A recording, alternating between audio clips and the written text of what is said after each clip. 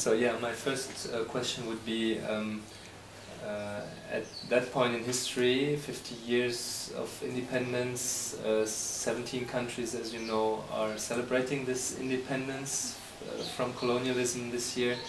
Do you personally think that Africa is independent? So as I was saying, if I could answer in one question, then I would certainly say no.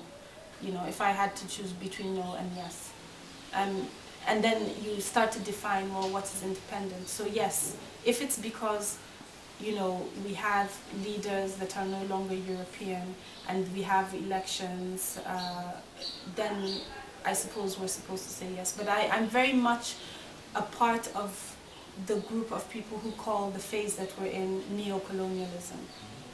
Because certainly it's not strictly colonialism as it was defined before, but I would really hesitate to say that many of our countries are independent. And there's a very basic definition of independence. I mean, you should be able to feed yourself. The basics of survival of your state should be able to be met by yourself. This is separate to the interdependence that exists between humanity and nations in the world. You might need to get mangoes from India because you don't grow mangoes, and people like to eat mangoes. But if India didn't sell you those mangoes, you can survive. And I think that's the really critical problem in the majority of countries, especially in Africa, that are considered to be independent. And I give one of the worst cases, which is Sierra Leone. We are independent in all the official ways, but really, if you had to remove donor funding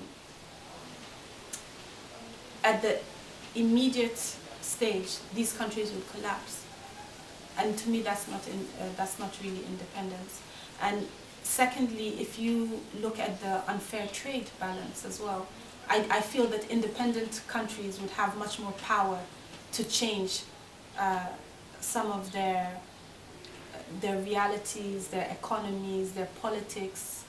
And this is before getting into the conspiracy theories that say this country was involved in the change of leadership in this African country because of natural resources. So to me, no, not really. I really do feel that we have a long way to go before we can say we're independent. And what would you say is the main reason that impedes that independence? Is it homegrown? Is it still, as you say, the intervention of foreign powers? What would you say is the main? Of course, it's always linked, but yeah.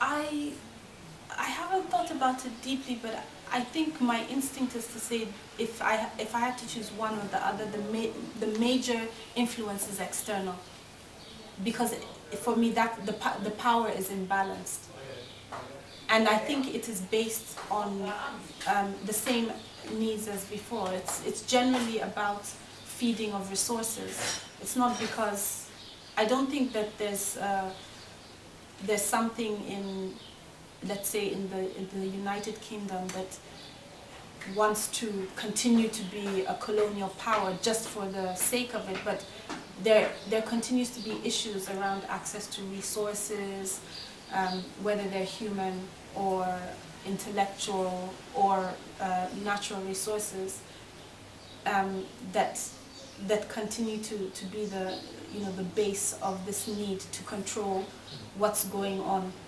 maybe in a lot of the African countries. So yeah, so my view is that the bulk of the force that keeps this going comes from outside. And certainly there's an internal, I mean, it's not to say that there isn't an internal element, and things like, I think, education are very critical in reinforcing this. I think one of you were mentioning it earlier.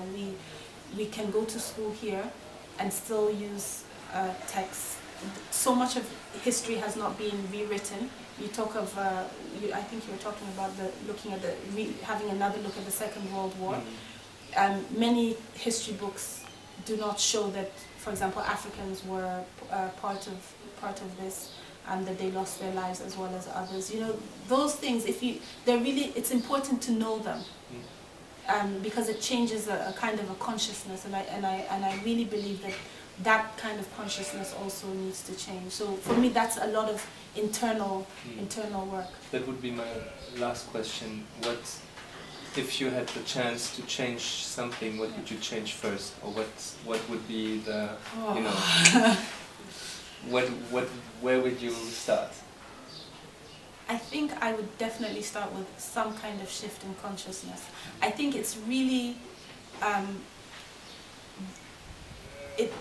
it's difficult in one sense, but I think until that changes, then changing a lot of other things is really, you know, it's like putting a plaster on a very deep wound. It's definitely going to open up again one day. But if people had an understanding of their history, and I think you even see it in countries that are better at doing this than others. I think Nigeria, for all its faults, is a country that's very strong on its national and local culture and history, and I think that the faults that they have nothing to do with independent sort of colonialism. I would say they're one of the countries that I would hesitate to say are not independent. Their faults lie elsewhere, but in terms of independence, and it also helps because they have a strong economy. They may mismanage it from time to time, but they don't need sanction to be sanctioned from outside to do what they want. But they have a very strong historical identity that I think is critical in building an independent nation. And so, if there are ways to have people shift that consciousness, then they can understand the small problems that affect their daily life, maybe in a wider context. And to me, really, that's really the only way we can make a change. And it has to be internal and external. Yeah. Thank you very much. You're welcome.